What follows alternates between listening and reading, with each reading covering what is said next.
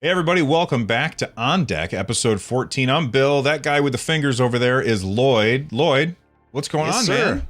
Not much, dude. It's been a bit since we talked. I think everybody is posting stuff on Twitter about Steam Deck now. It seems like whenever I open my feed, that is all that I am seeing is people talking about their games that they worked on or are working great on it. Or hey, we did some custom stuff with touchscreen for this game you might have heard of, like No Man's Sky. That's coming out when the Steam Deck's coming out. It's everywhere. It seems like the whole entire internet is hyped for this thing, and I can't wait, man.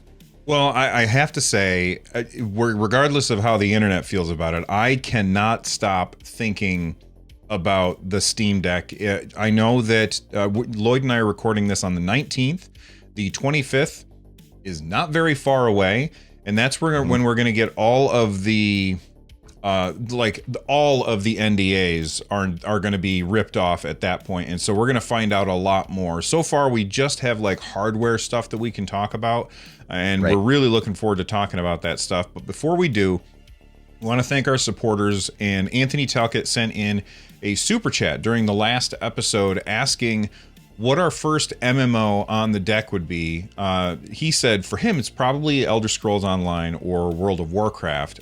So first off, thank you, Anthony, for sending in the super chat. We really do appreciate that, and that does support the channel.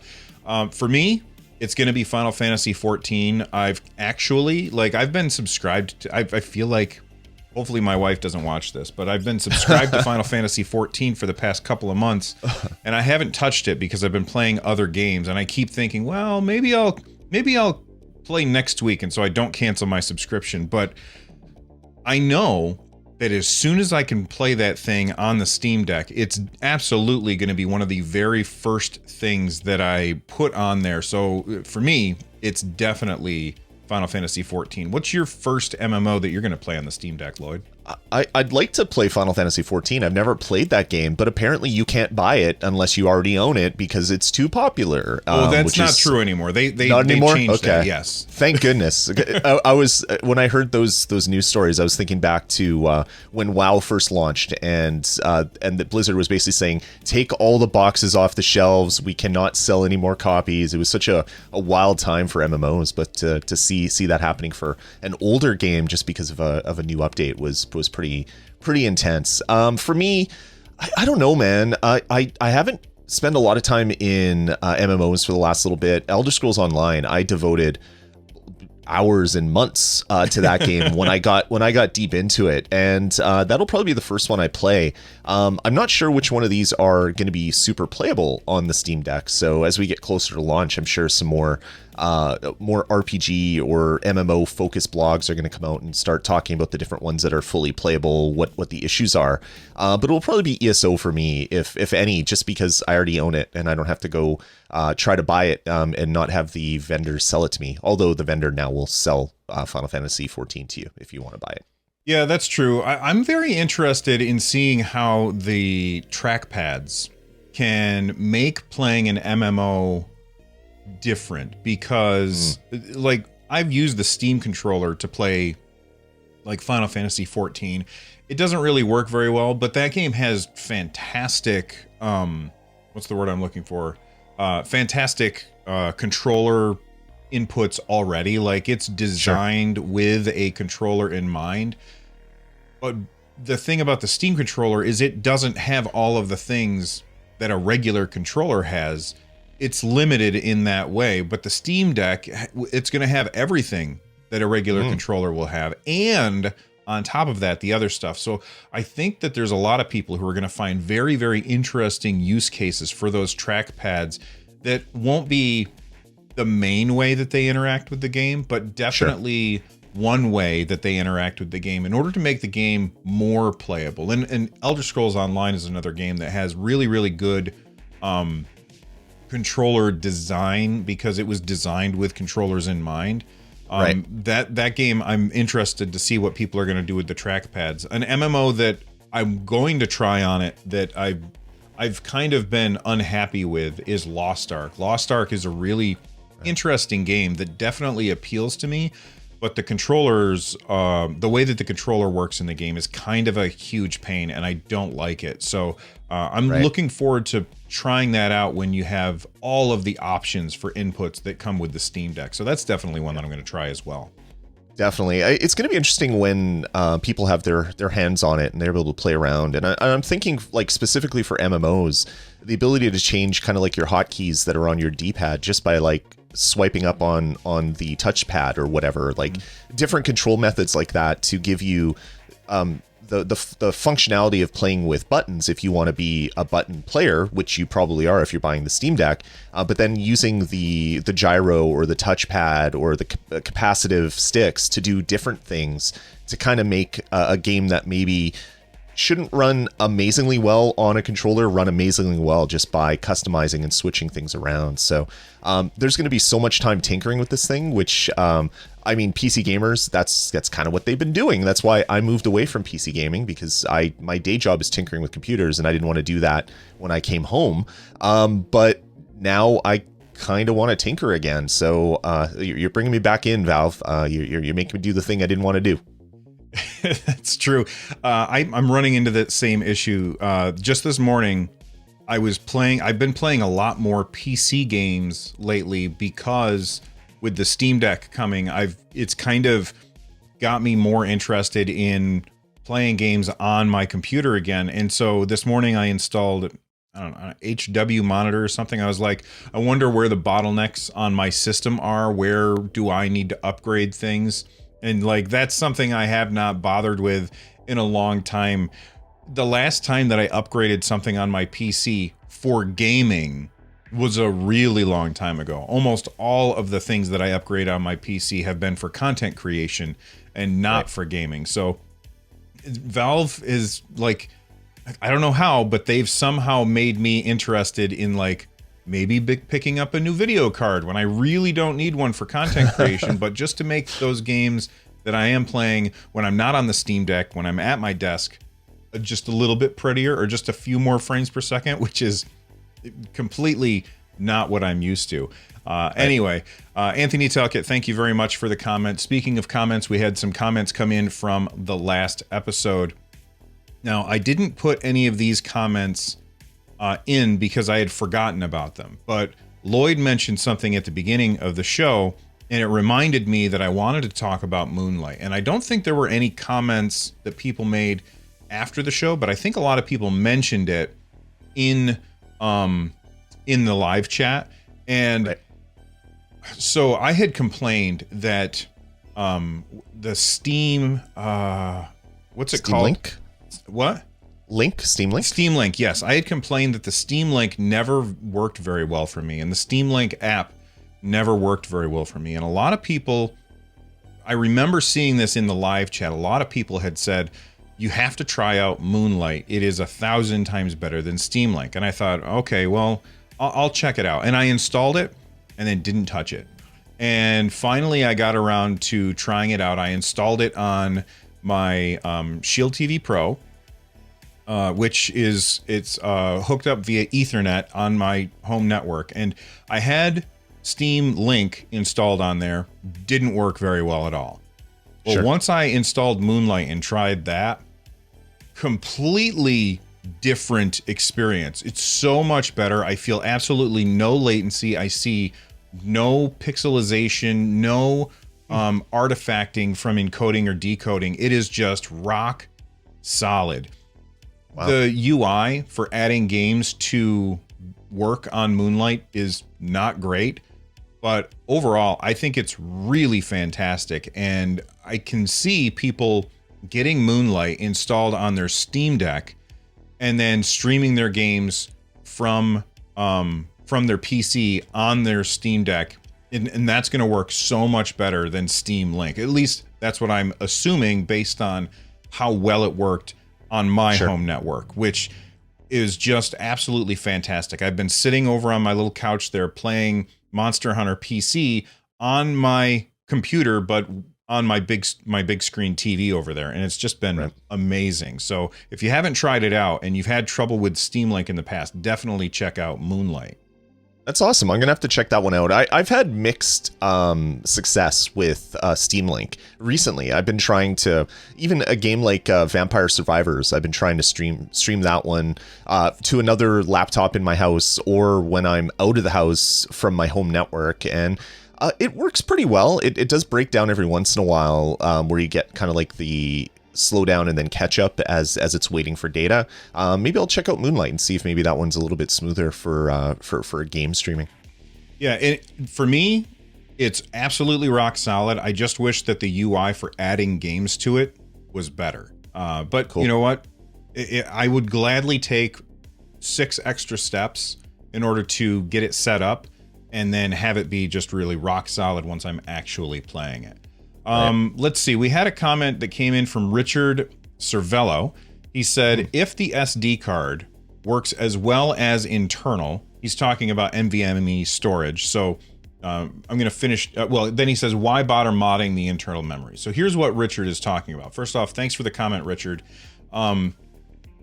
The Steam Deck has 3 versions. The only difference between those 3 versions, other than the most expensive version having fancy etched glass and a weird case or whatever, is that they have different storage options. And all of the middle one and the top one are NVMe storage. The bottom one is less storage and not quite as fast as NVMe. But like we've seen the previews, which we're going to talk about in a little bit, and people are saying really there's not that big of a difference between games that are loaded on the SD card and games that are loaded on the internal storage. So Richard is asking correctly, or not correctly, he's asking a question I think a lot of other people were wondering. Why would you bother to open up the Steam Deck and replace the NVMe module when you could just get a bigger SD card and not risk your hardware? And I think that that's a really good question. Yep. And that's exactly what I'm going to do. But I think, like, the question, why bother modding the internal memory? This is because some people just like doing that stuff. Like, that is what they live for. I'm not one of those people. I'm just going to get an SD card and load that in.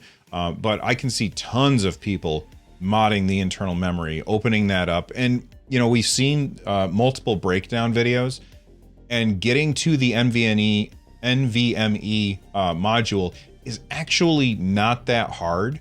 I'm not going to do it, but I think that I could do it if I were so inclined. What do you think, Lloyd? Yeah, and I think this is a comment. We were talking about like modded cases. People would 3D print their own case with a space on the back for a ribbon cable and a full-size drive and things like that. I love kind of aftermarket mods on hardware like that. I don't do a lot of it, but I love reading about it. I just find it so fascinating when someone will grab like an old like N64 and mod a HDMI port right into the back of it, using weird components and hard soldering and stuff like that. These things that we're talking about for the Steam Deck obviously aren't as crazy as that. It's replacing a plastic thing and putting a ribbon cable. Mm-hmm. But yeah, for most people, they're going to buy Steam Deck 64 gig, 256, whatever they're buying, and they're going to add a 256 gig SD card because they found it on Amazon for super cheap, and that's going to be perfect storage for them. For me, I bought in at the lowest tier with the slowest drive, not really realizing that I couldn't move my pre-order up or down that list. So down the road, probably not at launch, but maybe 6 months later, I may want to increase that internal storage so I don't have to swap around multiple SD cards. And that would be when I'd look into modding personally myself. But from all the previews, just like you said, Bill, it sounds like the SD card is fast enough for what most people want to do. That is a viable solution for most people. Just buy a bigger SD card and then don't worry about possibly breaking your system by opening it up and moving around small little components. Yeah, and we'll get to the previews and the teardowns and stuff in a little bit. We also got a comment that came in from Josh in 1206. They asked, are you guys planning on getting extra accessories for your Steam Deck, like screen protectors, a protective shell around the unit, a bigger case, etc.? I'm not going to read the rest of it, but you guys can all read what they're planning on getting on screen right now. So Lloyd, are you planning on buying that stuff? I don't think so. But then I saw the thing we're going to talk about next, and I kind of want it, mainly just because of the company that is making it. So we'll get into that right away. I'm bearing the lead right there. I don't think there's a lot of accessories for the Steam Deck that I'm going to need.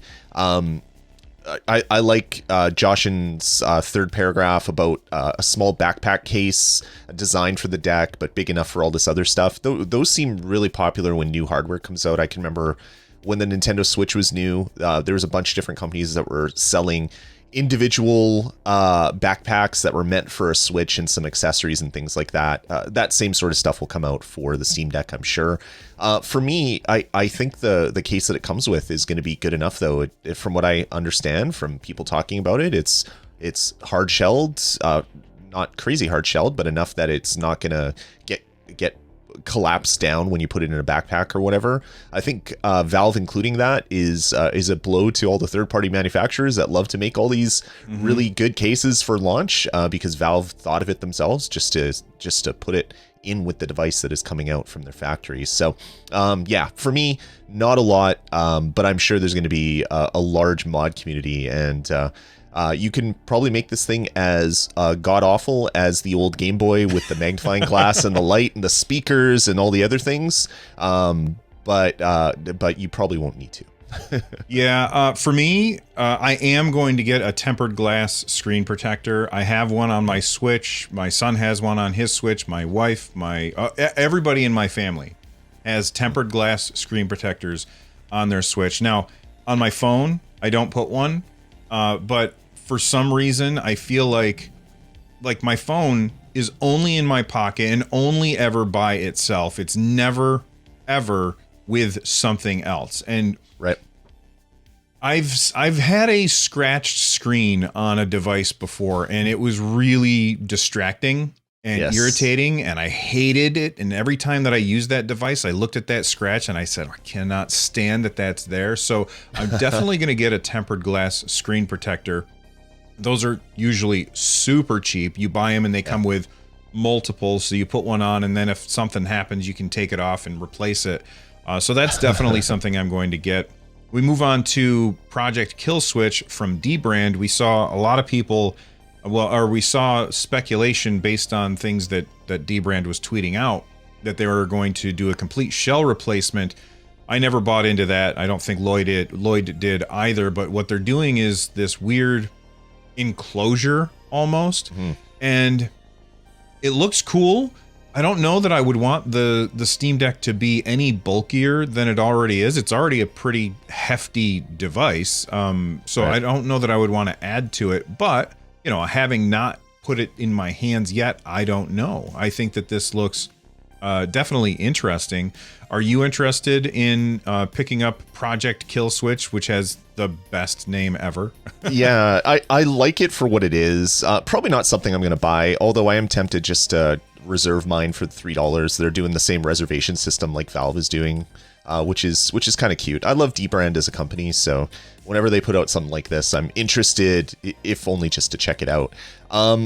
This is good. My only issue with the case like this, or with a outside case, a protective case for the Steam Deck itself, is that now it won't fit in the case that the Steam Deck comes with. So you're going to have to then buy another case. Maybe this comes with a case. Who knows? There's still 3 question marks out of 5 for things, for the built-in features that are coming with this device. So anyway, this, I'm sure we'll find out more about this in the coming future.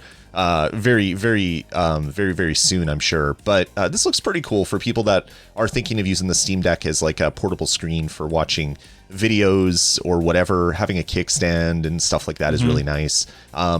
Personally, I probably will not buy it, but man, I'd love to read about it. I love Dbrand so much. I don't see myself utilizing the kickstand, No. especially because the Steam Deck has built-in controller. Right. Yep. And so there's a lot of games that are on PC that will only recognize one controller.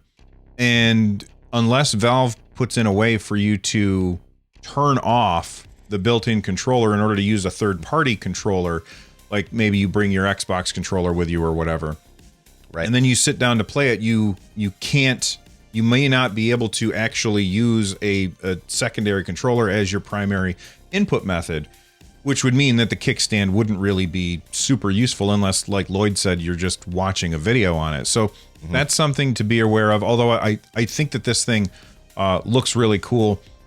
Another accessory that I think that a lot of people, I don't like them. My son loves them. I know a lot of people swear by them, and that's like thumbstick caps.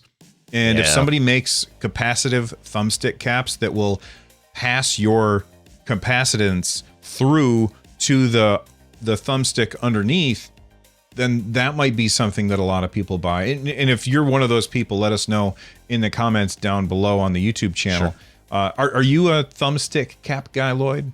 I used to have a pile of them because it seems like every device that I bought, like a case or whatever, would come with thumbstick caps. I had like 18 sets of Joy-Con caps that I've never once used. And I used to have them in a pile here just to mess around with, like as a desk toy. I must have put them away because that pile isn't there anymore, or maybe I lost them all. Who knows? I hate them on controllers though. I don't like having the feeling of something on top of the joystick moving around a little bit, which to me gets in the way of how good I can control things. But I know people like you that swear by them and love them and put them on every single controller they have. So yeah, hopefully there'll be some compatible caps that will work with the capacitive thumbsticks. Yeah, and just to be clear, I don't like them either. But and if they do make capacitive caps, then and I talked about this on the show before, but then the case that comes with the Steam Deck probably won't close on it because the caps are too tall. So if you buy those, you're also going to have to buy another case. So if you get the kill switch thing from D-Brand, and then you buy the capacitive thumbstick caps, and you got a case, now you've got a whole new device. And I think that a lot of people like doing that stuff. They do, for sure. All right, before we get to the actual previews, which came out the same day as the previous episode, it just so happens that we release our episodes on Monday, and that's the day that everybody who got their hands, like, to actually have a Steam Deck or two in hand, we're able to start talking about the hardware side of things. I did ask during our last episode, because the last episode came out after all of the previews were out, even though we had recorded it before then. And I asked, are you more hyped, the same amount of hype, or less hyped than you were before the previews? And 72% of people said, based on the previews, they are more hyped now than they were before the previews. So Lloyd, I'm passing this question to you. Are you equal, more, or less based on what was said in the previews from like Gaming Nexus, the Fox, and LTT?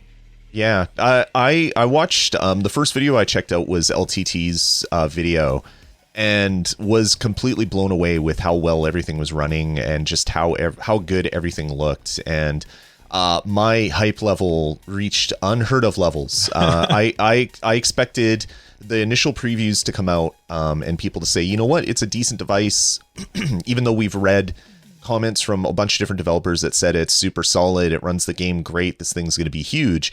To have people come right out of the gate and say that this thing works better than I thought it would, and I already thought it would work really, really well, and here's why, was really great to see. So super smart of Valve to kind of release a few tried and true channels to get their Steam Decks early to do these previews, because it was great to see not your normal like Digital Foundries or other big ones that kind of take apart all the new hardware, both physically take it apart, but also take it apart with all the different features and talk about all the features and how everything is performing on this new device. It was good to see some smaller channels get some access to this, because that's a type of content you normally don't get from the bigger media channels. So it was really, really good to see. And for so many videos to come out and be all positive, on top of all the developers talking about how good the device is for their games, I couldn't help but be way more hyped for this device than I was prior. Absolutely. Now, did you watch any of the? Well, actually, I'm going to ask the question, and then I'm going to answer the previous part. Did you watch any of the Teardown videos is the next thing that I want to talk about. But first, I want to say that I watched the LTT one, the Fox one, the Gamers Nexus one. They were all really awesome. The stuff that that Gamers Nexus and the Fox were doing, where they were doing very in-depth benchmarking stuff, was really, really long, drawn out, where they explained every little thing. A lot of that stuff kind of went over my head because I'm not somebody who sits down and runs benchmarks on my computer. I don't overclock anything because I don't want to break something. I know the limits of my knowledge, and I do not go past those limits when it comes to things that are going to cost me money if I screw something up. So I just don't do that stuff. And so a lot of the stuff that they were talking about was past my knowledge. Like I would hear them saying it, I was like, okay, well, it seems like they're saying the Steam Deck performs really, really well, which is really what I care about, and that's awesome. So a lot of that stuff went past me. And for me, the one that I thought was the best, not the best video, but the one that that resonated with me the most was the LTT one. And that's because he talked less about how the games performed, although he did do benchmark stuff, and they did talk about, like, there was rubber banding in Forza, like that kind of thing. But the things that he was talking about was more like the comfort, the sound, how did it, like, they were blown away by the sound, which is not something that I expected, although, you know, you've got these two speakers and they're separated pretty far because it's so wide, so that's very interesting.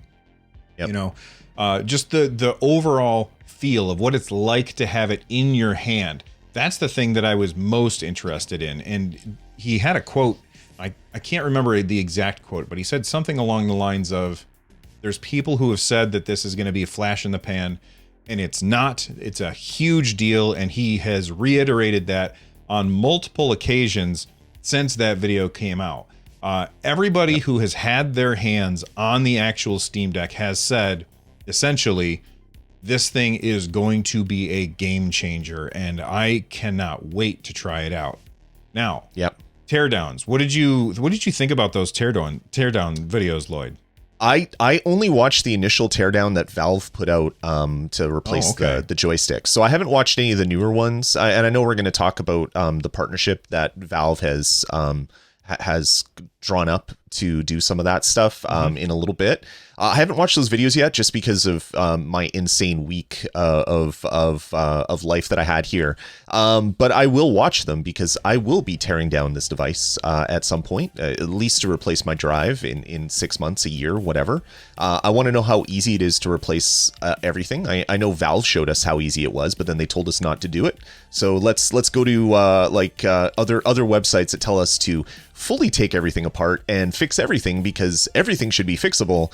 I love watching those types of videos, but usually when I have the device in hand, so I can kind of picture how all the things are going. So a lot of like everybody who's got one and has been taking it apart has been saying things about not just how easy it is. First off, Valve used the same screws throughout the entire machine. So it's not like on the Nintendo Switch where you got to have some weird tri-wing screw, and then you got to have a square screw, and then you have to have an octothorpe screw, and you got to have all these different weird things. It's just a bunch of Phillips heads, and that's it. And that's first off, that's awesome. Secondly, I think it was LTT's where he was taking it apart. I think it was a live stream. I didn't watch it live. I watched it after the fact. By the way, we'll talk about a live stream in a little bit. He was doing a live stream where he was taking the whole thing apart from completely enclosed to everything is in pieces. And the thing that he kept mentioning is everything is clearly labeled. Like you go in there and you can see, oh, this is what this does. So when you take it apart, you can put it back together easier because everything is labeled. And I think that that's really cool. I've talked about my experience of trying to fix Joy-Con drift on one of my Joy-Cons, and I took it apart and I could not get it back together. Like I couldn't get it to close all the way. I know that that's a build problem, but one of the issues is like I'm looking at it and I was like, I don't remember where everything goes, and I didn't film myself taking it apart, so I don't know what to do now. And I had to like go online and try and find like a step-by-step guide, and it was just, it's beyond my skill level. It was already broken, so that's why I felt okay trying it. Everything in the Steam Deck is labeled, so you can see, this ribbon cable goes to this thing. I can disconnect it, and then when I go to put it back together, I don't have to play a guessing game, which is really awesome. It seems like Valve is definitely taking into consideration what a pain it is when you have a device that no longer works and you need to fix.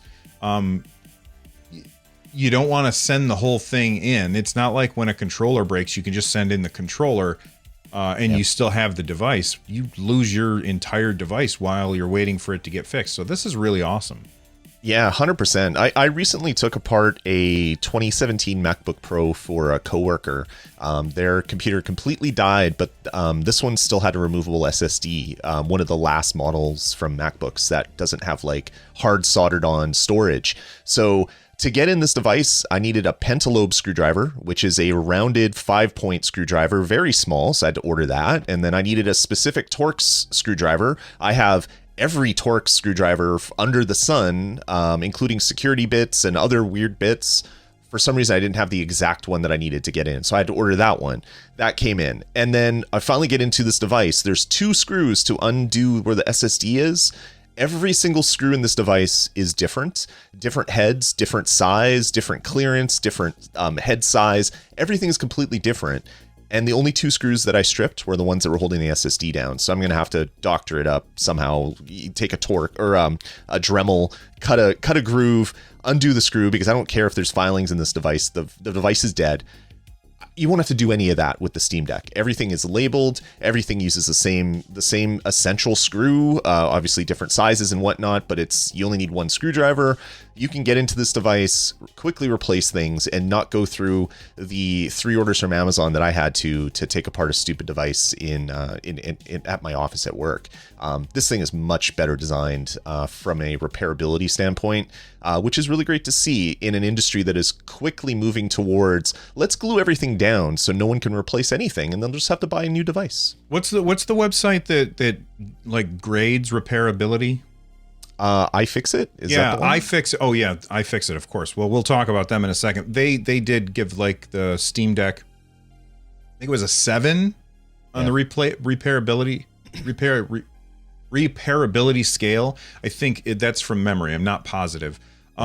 You did mention stuff getting glued down. A lot of people have noticed that the battery is really glued down and kind of hard to remove, which is that's too bad, because the battery is the thing that you're like, the battery and the joysticks is probably the thing that you would have to replace more than anything else. The joysticks are really easy to get to.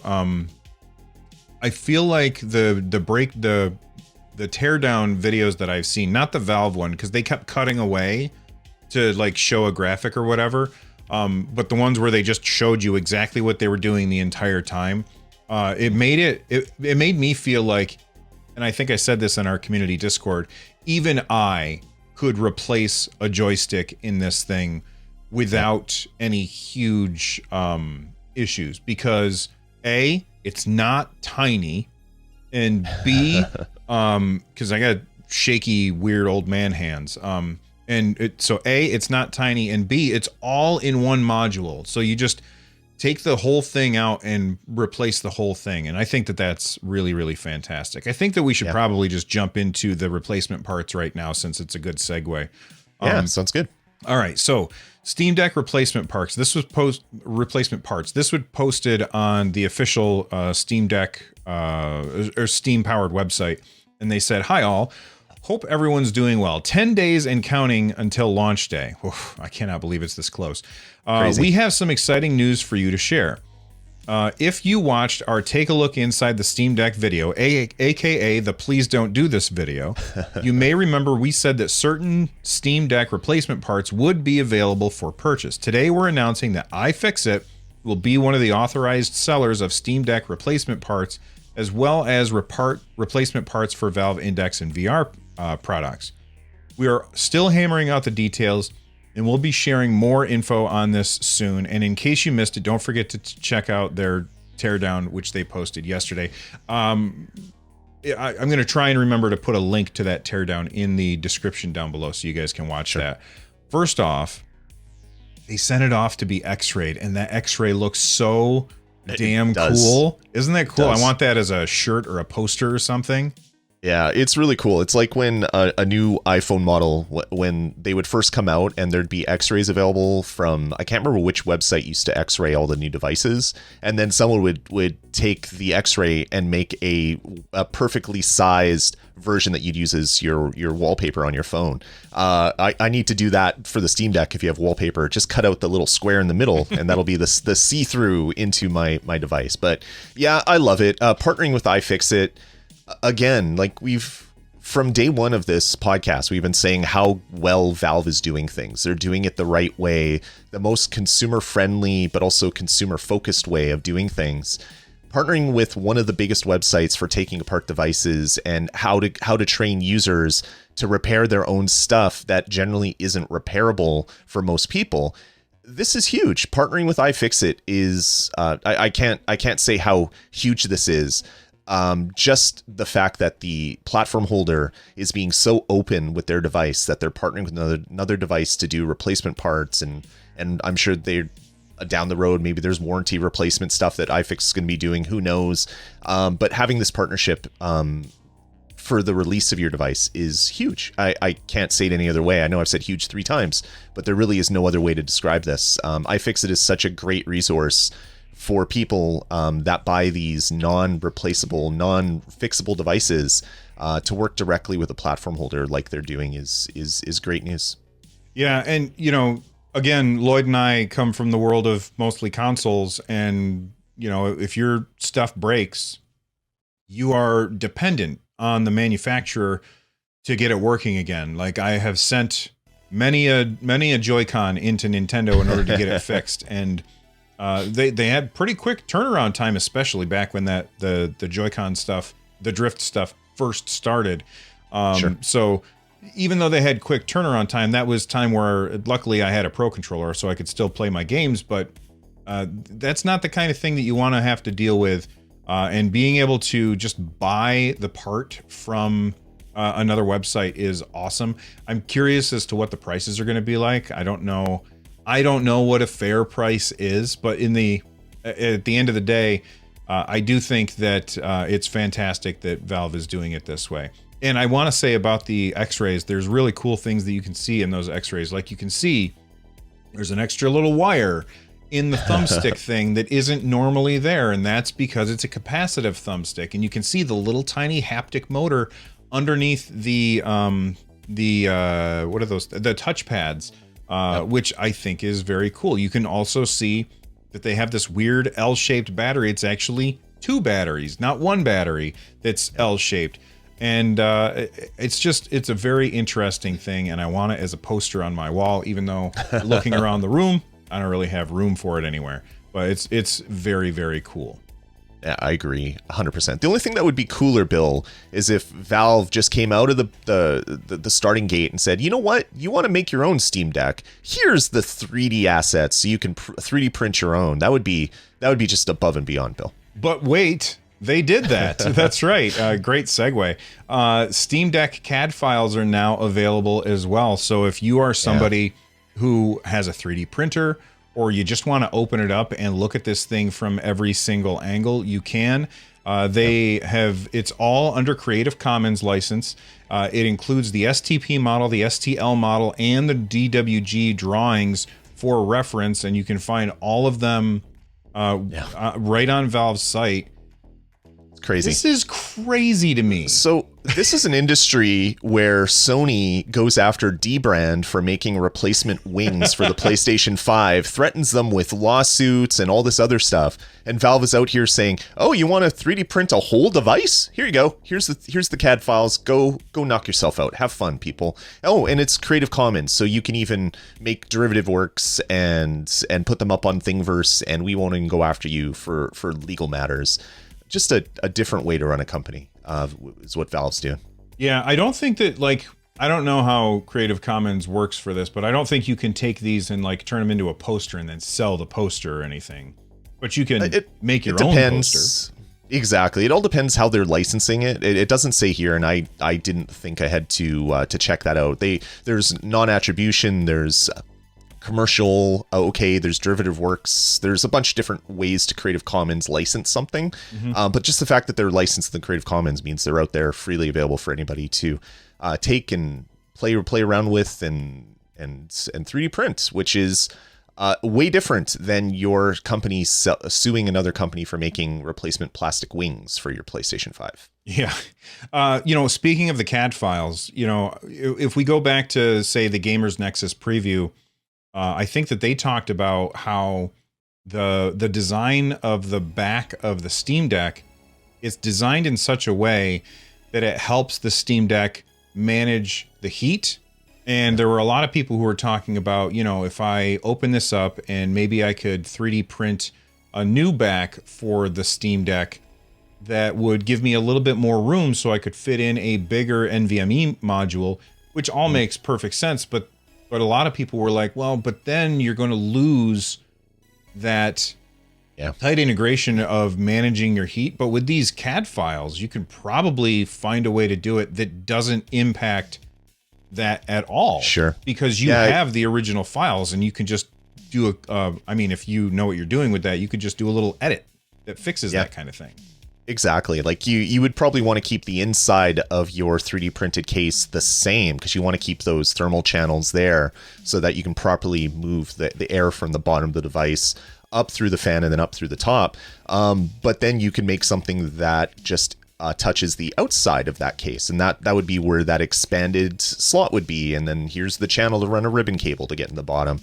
So yeah, there's going to be a bunch of people that are way better at 3D modeling than I could ever hope to be that are going to make all these amazing add-ons and printable things, and no one's going to have to design a Steam Deck in a CAD program initially because Valve just is giving it away. Here, go play kids. And it just, again, it surprises me, but it shouldn't surprise me anymore because Valve's been doing this stuff since day one when they announced what this product was going to be. All right, let's move on to software, which on the 25th, we're going to find out a whole bunch more about the software, and I'm very, very interested to hear what all of the people who have it in their hands have to say about that. There's a couple of games that, so there's this website, and I talked about it on Games with Bill called, I think it's checkmydeck.herokuapp.com, where you can go there, put in your Steam ID, and it checks your library versus games that are verified or playable or unsupported or unknown yet.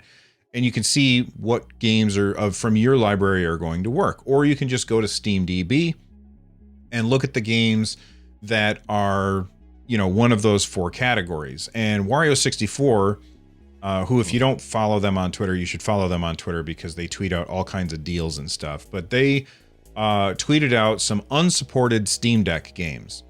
And I'm not going to list all of them. They're on the screen right now. But these are some games that are currently unsupported. And this isn't obviously in response to that, but that list is going to keep changing, I think. Right. And especially once, I saw a lot of people who looked at this and they were like, oh, well, I don't know if I want to bother with the Steam Deck then if I can't play, I don't know, Mega Man X Legacy Collection 2 or whatever. Like that, they're really frustrated because maybe this game, maybe Ys Origin is like their favorite game and they were really looking forward to playing it on the Steam Deck, and now they're not going to be able to because it's unsupported. Right. This list is always going to be in flux. That doesn't mean that you should buy the Steam Deck in the hopes that your favorite game will eventually be supported, because that's always a bad move. You're just going to end up unhappy at some point. But keep in mind that these unsupported games could become supported in the future. And that brings me to a tweet from Pierre-Luc Griffai, who says that Proton 7.0 is now available. Highlights include playable Persona 4 Golden, which was previously unplayable, audio fixes for Skyrim, Lloyd's favorite game of all time, and Fallout games, local H.264 decoding support, which is Very interesting. And the Foundation for Legacy EAC support, Star Wars Squadrons and Knockout City are currently playable with EAC, with more on the way soon. Lloyd, it seems like Proton is like, they are putting so much into Proton. And I mean, what are your thoughts on these two tweets here? Yeah, like the unplayable games, that's disappointing. If maybe your favorite game of all time was One Piece Pirate Warriors 4, well, you won't be able to play that. You can probably play it through Game Pass on your Xbox, but you won't be able to play it on your Steam Deck unless you install Windows. And then you run into another issue of which games won't run under Windows 10, which games need Windows 98 or Windows XP to run, and then you come into some other issues. So there's always going to be challenges getting older games running on modern hardware. Proton is going to help a lot of those issues. You won't have to dual boot. You won't have to do a lot of things for the vast majority of games. Proton is a great group of people working together to make games playable on Linux. I'm sure they're getting a lot of support from Valve right now, which is great. It means that the updates to Proton are going to come fast and furious over the next little bit. And I'm sure, like, say if you took a slice and you took like the top 50 games available on Steam, I'm sure that within 6 months of Steam Deck coming out, all those will be playable through Proton, at least partially playable, because that's really what the group is working towards right now, getting all that stuff working. So, yeah, it's interesting. If it's not supported today, as you said, Bill, it might be supported tomorrow, or you can just install Windows, and then hopefully you won't have to go through any other hoops to get your game running under Windows. You know, the thing about installing Windows, though, and that's going to work for games that are on Steam, but are not supported through Proton. That's going to work just fine, because it's going, like, Steam is going to be able to use Steam input. Installing those games, like if I install Windows, I've run into issues where I've gone to play a game on my PC and using the Steam controller doesn't work because it's not a Steam game. And yes, you can add a game that's not a Steam game into Steam, and that works. But sometimes getting the extra cool things to work with the games that are not in Steam doesn't always work 100%. And there's like these weird workarounds that you have to deal with. And it's always kind of a kludge and not something that I want to really deal with. And I'm wondering if you're going to run into issues where, like, you install Windows and now the capacitive thumbsticks don't work, like they don't detect anymore, or the gyro doesn't work anymore, or like the touchpads won't bring up those cool Steam menus and stuff. And I know that on the Steam controller you can add games to Steam, but it doesn't always work 100% the way that you would expect it to. And I worry that installing Windows, you're going to lose some of the things that make the games awesome on the Steam controller. Does that make sense? Yeah, that's a total valid fear. It is all going to revolve around sort of the driver bundle that Valve is going to submit to Microsoft, so that when you install Windows, it knows which drivers to pull automatically for you. If those drivers have enhanced functionality where your controls on your device are handled at the OS level, not like a software level that is running above the OS, yeah, I could see maybe some of those problems that you've had in the past with your Steam controller running under Windows would kind of go away. But this is another one of those time will tell sort of things. Like until we see what the software is, both the SteamOS 3.0 software and what the driver, what the driver bundle and associated software that's going to install when you install Windows. Like if you download your driver bundle for a laptop, sometimes there's specific apps that are installed for your power management and your hard drive and all those things automatically. It'll be interesting to see kind of what is installed when you do a fresh Windows install on Steam Deck. Yeah, there's going to be a lot of content over the next week where people are going to be digging into this stuff and showing us kind of what Windows is going to look like, what SteamOS 3 is going to look like. There's going to be like no end of content over the little bit, but hopefully some of these questions will start to peel away because of that. Absolutely. Speaking of peeling away, one of the things that I loved about the Steam controller is when Valve released, it was almost like a poster of all the different versions of the Steam controller that they tried to make. and with the top left being the first one that they tried, and then the bottom right being the one that they actually shipped. And oh yeah, and sorry, I got distracted by a shiny thing for a second. They did the same thing with the Steam Deck. We have this huge picture of all of the different prototypes of the Steam Deck, and there's some really interesting choices that Valve had attempted and decided not to go with. And I'm looking at here. I'm going to drop a link in Discord just so you can see the full version, Lloyd, because I only have like the little version in the show notes. Looking through this, there's one to me that really jumps out, and it's a white one. It's on the 1, 2, 3, 4, the 1, 2, 3, 4, fifth row, all the way on the right. Okay. And it looks like they had little Joy-Cons. Yeah, that were removable. That could pull out. Yeah. Interesting. Such a weird, there's such a weird design decision. Like, I love the idea of what if this was the thing that they ended up shipping. Right. Do you have any, are there any that you're looking at that like are jumping out at you as like, that's so weird? The one that I like is the one that's kind of right in the center, but one row below center. It's basically just two controls and metal wires, metal rods. I guess you're supposed to get a tablet and stick it in the middle or whatever.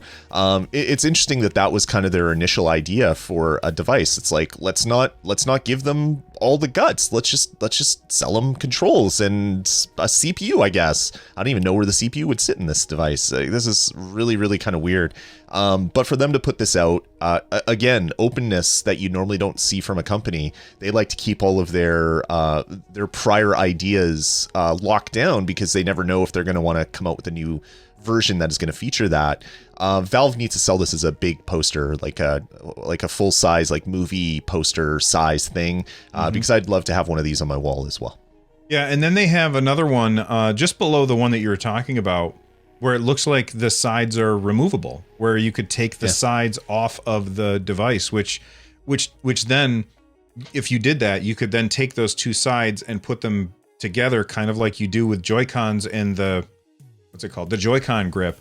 You could do that same thing, and then you would have a Steam controller or Steam Controller 2 that has all of the things that a Steam Deck has, which is, I think, again, the reason that the Steam controller, I'm going to say, failed, besides the lawsuit, was because people looked at it and they said, it only has one thumbstick. I don't understand how I can use that. There's no D-pad. I don't understand how I can use that. I'm not going to spend money and take a chance on it. With the Steam Deck, it has all of the things that a traditional controller has and more. And like, I think that that's a really interesting idea. And it to me, it makes me think maybe we will see a Steam Controller 2 at some point in the future that has all of the stuff from a Steam Deck without a screen. 100%. And just goes to show, like, originally when this device was talked about and unveiled for the first time, everyone's like, well, Valve's just copying Nintendo with the Switch. And everyone's like, whoa. It's just a device with controls on the side. They're not emulating Nintendo. Nintendo doesn't have a patent with a screen in the middle and stuff on the side. Well, actually, they do. They have many, but obviously it's not going to impact what Valve is doing here. But when you look at all these prototypes, there's so many of them that had removable controls. So obviously Nintendo was on the right track and Valve was going along that kind of mindset of how they can create a portable device. Thankfully, they decided not to have removable Joy-Cons, Joy-Con-like devices, or sides that pull off like you have a device made out of Lego. I think what they came out with is a better device for all of us, maybe not a better device for some of us, like some of these weird designs maybe would have been. But I could see Valve in the future coming out with special edition Steam Decks with like removable side things and blah blah blah, and obviously they have a lot of prototypes to draw from over the coming years, so we'll have to see what kind of happens. I think one of the big advantages of not having the controls removable is that it gives them more room to put things in order to spread out, more evenly distribute the weight of the device, lower the thermal impact of the device by not having everything underneath that screen. I think that that's a really good design choice. And I like where they ended up landing. Although if you look at the very bottom row, the fourth one from the right that looks like with the orange buttons on it. Yep. Very reminiscent of old Valve stuff. I really, really like that. And I also remember seeing somebody do a mock-up of one that looked like the old Steam, like the one that came with Half-Life 2, which was a just absolute garbage UI design in my opinion. It was so ugly, and it didn't work very well either.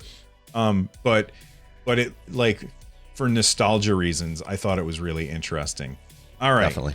The shiny thing that distracted me earlier was something that was in the show notes last episode, and we forgot to talk about it, and Lloyd had sent me a message. Don't forget to talk about this, because last time we dropped the ball and forgot to talk about it, and that's dynamic cloud sync. So what is dynamic cloud sync? Here's how it works.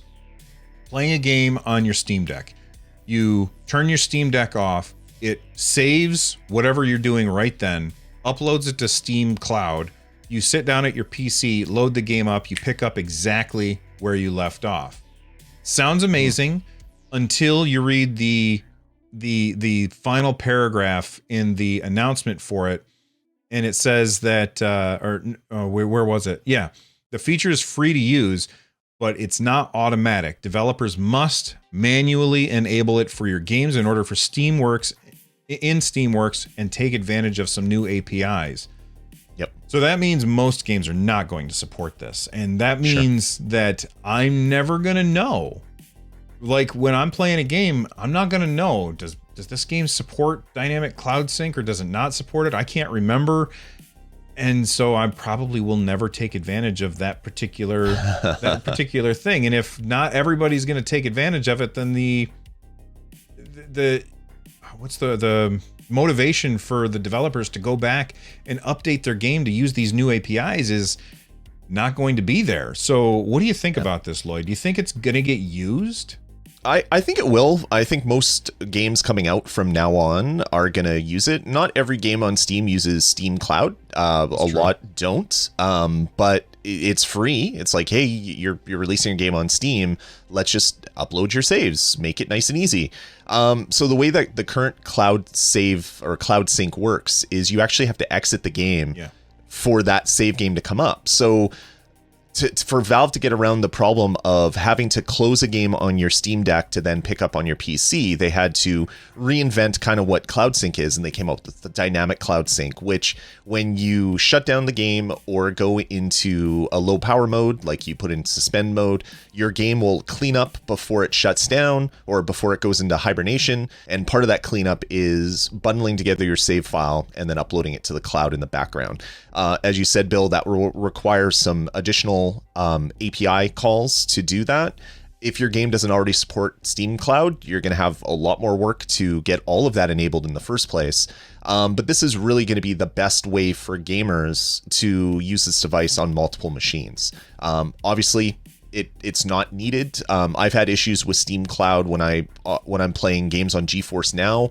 If for some reason my VM that is running my game locks up, but not in a way that closes in such a way that my save file gets uploaded, well, then I have a corrupt save file somewhere, whether it's on that local machine, whether I have my data in Steam Cloud, whether I have it on my local machine.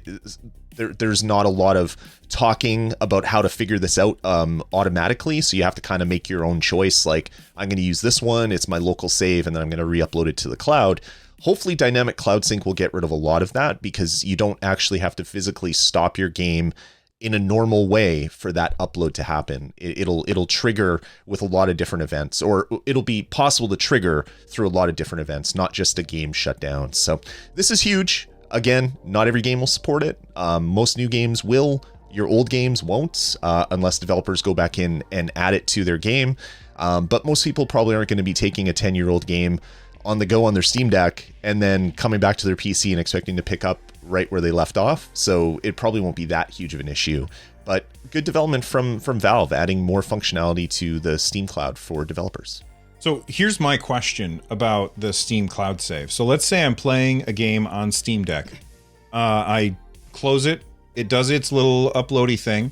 I sit down at my PC, it downloads, I start playing, I finish, I hit save, it uploads. Now the Steam Deck, it's still running that game. Like, I didn't shut down that game. That's the thing about this dynamic cloud sync, is that you don't have to shut down the game.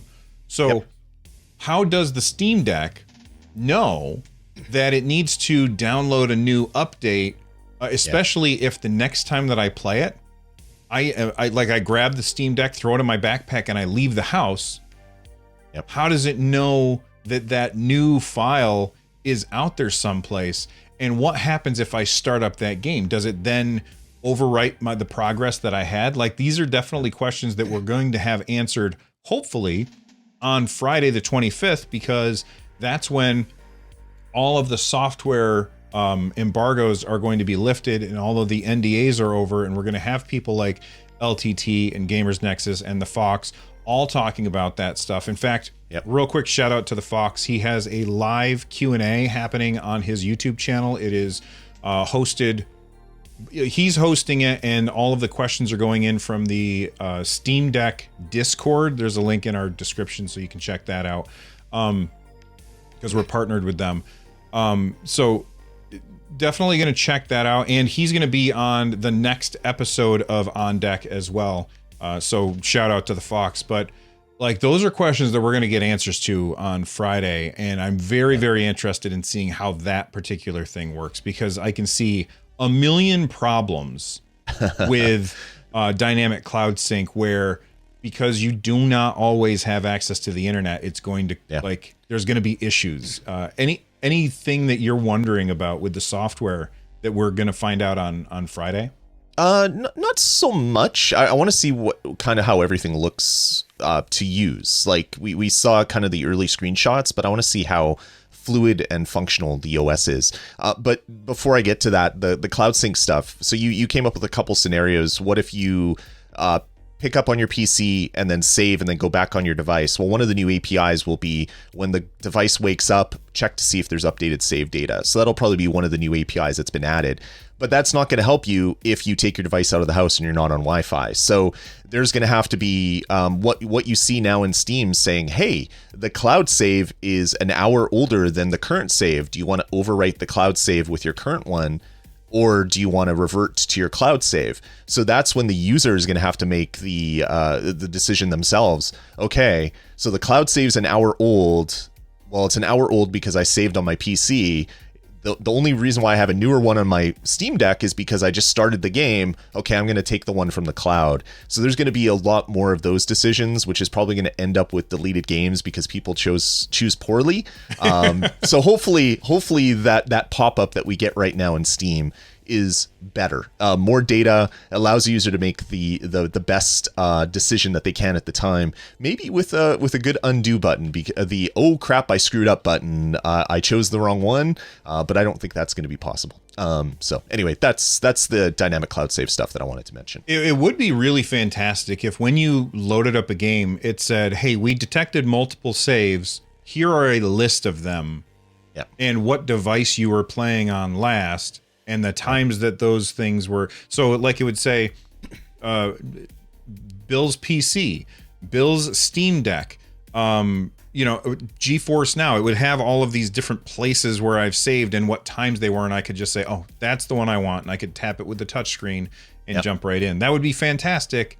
That's what I hope. As soon as you have a device that's not always connected to the internet, you suddenly have issues when it comes to the cloud. And that's something to definitely keep in mind. And I can't wait until Friday when we find out all of the stuff with SteamOS 3.0. I'm very hyped for that, even though I'm not going to run it on my home PC, because trying to do all of the things that we do as content creators it's kind of a nightmare, and I don't have a spare PC to do that. So definitely interesting.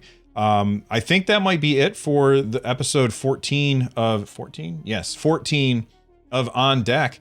Anything you want to add before we get out of here, Lloyd? No, like, dude, I keep checking my phone, and it's not because I'm looking for text messages that come in, but I can't believe that is currently Saturday, February 19th, and that means that Steam Deck is shipping in like a week's time.